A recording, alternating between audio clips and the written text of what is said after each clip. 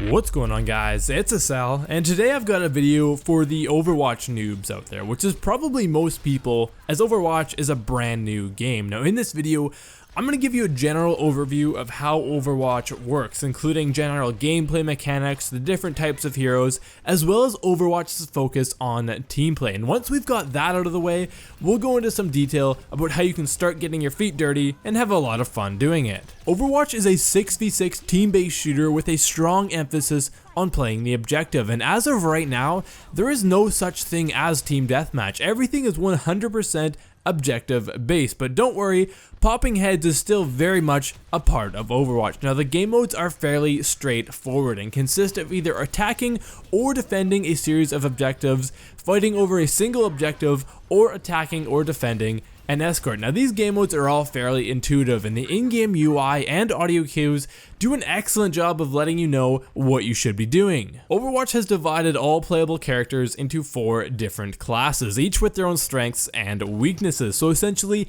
everyone is good at something, but no one is good at everything. Now the subclasses are as follows. We have offense, defense, tank, and support. Now from the names of each class, their primary role is fairly self-explanatory. Offense heroes are damage dealers, and they usually have some kind of movement enhancing ability to reinforce that offensive role. Now defense heroes are still heavy hitters, but they're better at holding down a position, and they aren't quite as mobile as offensive heroes. Now tank heroes are, as you might have guessed, tanky. They definitely know how to take a hit, but they're usually limited to more short-range attacks. And last but in no way least are the support heroes or healers. Now support heroes don't deal much damage, as their primary role is to keep their teammates alive. Picking which hero to play isn't always a cut and dried decision, as the heroes that the rest of your team are playing, as well as the current map objective, have a strong bearing on who you should play. Generally, you want to have a good mix of tanks, healers, and damage dealers, and if you aren't sure which hero to pick,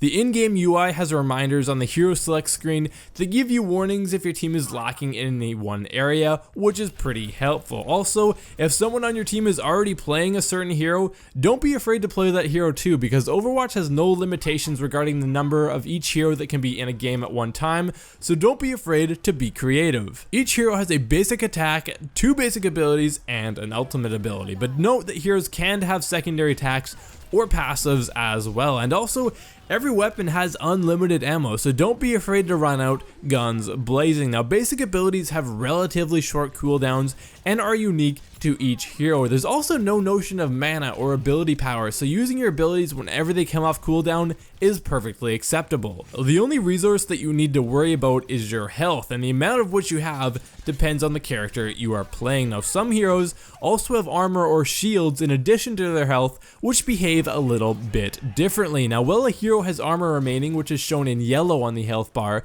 they take reduced damage, and armor can actually be healed in the same way that health can, and it's most often found on those tank heroes. Now shields, on the other hand, is shown in blue on your health bar, and it doesn't modify the damage you take, but it will recharge after a short period of time. So if you take some damage and it hasn't gotten to your health yet, you don't need to worry about finding a health pack. Your hero's most important ability is your ultimate ability. Now these abilities take a long time to charge up, but they can have a huge impact on the outcome of the game. Now if you've ever played a MOBA before, you'll know exactly what I'm talking about. So the meter at the bottom of your screen indicates how much your ultimate ability is charged, and once it reaches 100%, your ultimate is ready to use. Now the way you charge this is by either dealing damage, earning eliminations, or by healing your teammates. And as ammo is unlimited, it's a good idea to shoot at anything that moves, because every point of damage that you do will get you closer to your ultimate ability. Now even if you know that your target will be healed or they'll get away, those damage points are still worth it, as it gets you one step closer to using that ultimate ability. And also,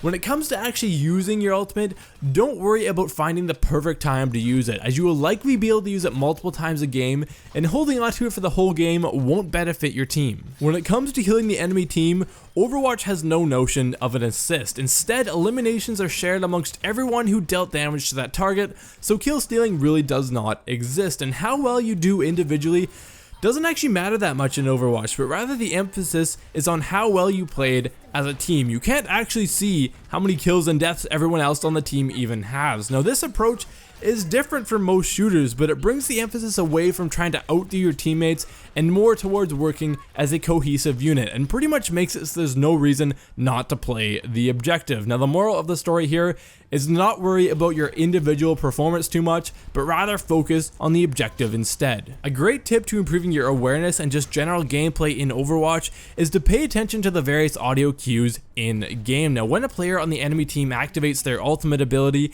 it is accompanied by a distinct audio cue, and once you learn what each enemy hero says when they use their ultimate, it will help you act accordingly. For example, if you hear McCree say, "It's high noon," then you had best get behind cover.